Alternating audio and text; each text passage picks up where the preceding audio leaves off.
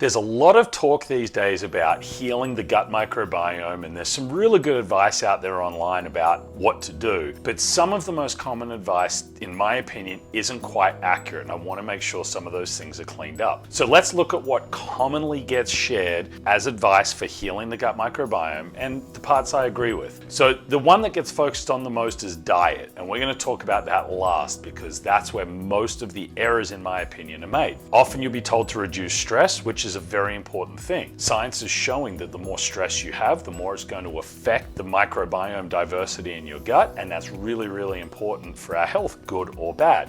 So we definitely need to exercise to help with stress. You can do things like yoga, meditation, deep breathing, writing in a gratitude journal. All of those things are going to help, but whatever you do, you've got to get that stress down because the science is very strong that that is going to affect your microbiome in not a good way. Another one that the science agrees with is getting enough sleep. Every night that we don't sleep properly, our gut microbiome changes for the worse, and the makeup of it, we lose our diversity, we lose a lot of the good things that we need. So to have a good, healthy composition of microbes in our gut, we need good quality sleep. There's a lot of different things you can do to help sleep. Sometimes that's even supplementing with things like magnesium glycinate or just pure glycine, CBD, melatonin, magnesium sprays, all that can help. We also need to stay hydrated. If we don't stay hydrated and drink clean water with electrolytes every day, our gut again is going to be a problem because we're going to get constipated, we're not going to have regular bowel movements,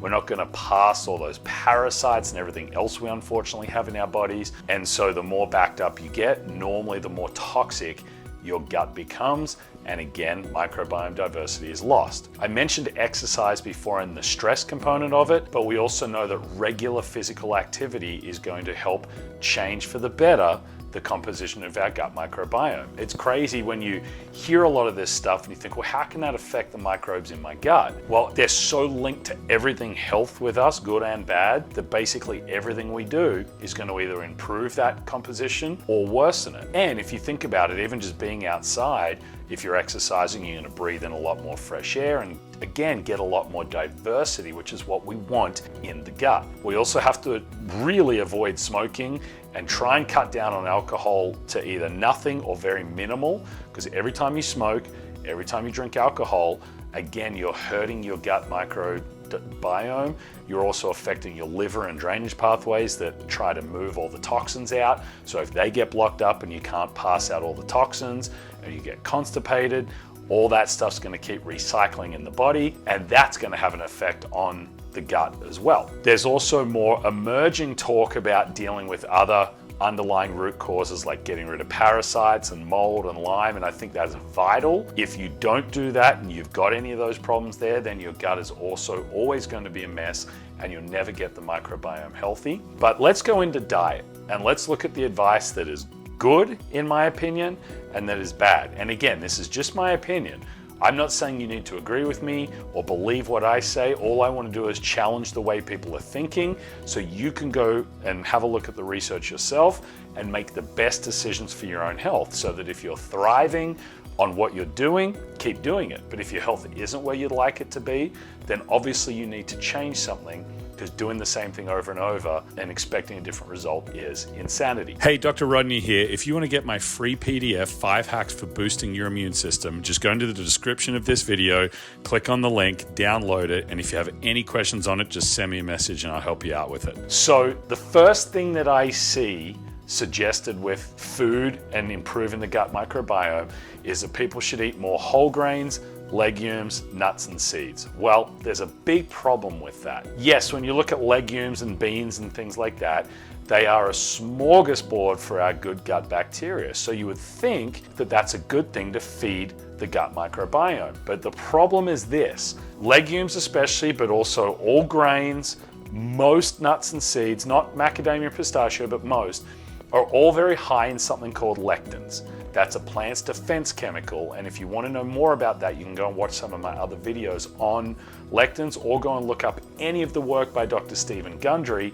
He's, in my opinion, the expert on lectins. These lectins will tear up the gut, create a whole host of inflammation, create leaky gut, and lead to all these other bad health things happening, including more bad bacteria and bad microbes moving into the gut and wiping out a lot of the good ones. So if you want to get the good microbiome benefits of beans without the bad side of it, you have to pressure cook them. If you do that, you break down enough lectins to make them healthy.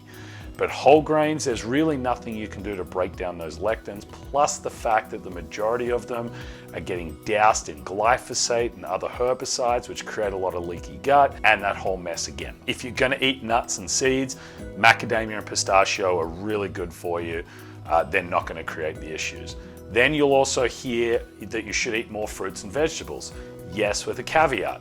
Again, they've got to be organic, because the ones that are sprayed in all that garbage are going to wreck your gut. And fruits, for the most part, are going to be really good for the gut. There are a lot of vegetables that contain lectins as well. And a lot of the vegetables that are grown in the ground are going to be high in heavy metals, especially here in the Midwest. And so you have to be careful. If you eat too many, you're going to get high levels of uranium and thallium and cesium and some other things, which is also going to harm the gut and harm your body's ability to detox. So now we have this vicious cycle of adding more toxins, we can't get rid of them, now we have more toxic accumulation, we get backed up, we don't move things out properly, it ruins the gut, and so it just keeps playing on itself. And then there's a lot of talk about adding resistant starch and adding fiber, but we've got to be careful there too, because if you're someone who's already constipated, adding more fiber is actually going to make things worse, and then your food can start to ferment too much in your gut, and that can create SIBO and a host of other things, and it'll bring in more parasites. So in my opinion, if you want to have a really healthy, diverse microbiome, and you can go and test this, you can test your stools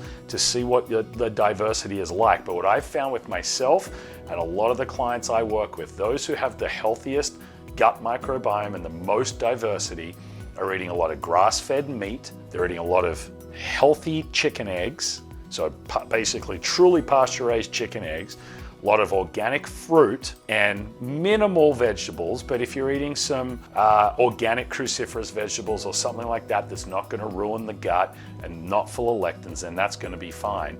And then some fermented foods, some sauerkraut, some kimchi, and or taking a prebiotic supplement. I love the products by Layer Origin. They make some great prebiotic supplements. And using probiotics targeted, meaning if you have a deficiency that you need to fix up, doing probiotics there. But if you just keep taking the same strains of probiotics all the time, you'll create gut dysbiosis and completely mess up the balance of your microbiome again, and that's just going to make it worse. So that's another piece of advice I don't agree with. You'll often be told, take probiotics every day to help the gut microbiome.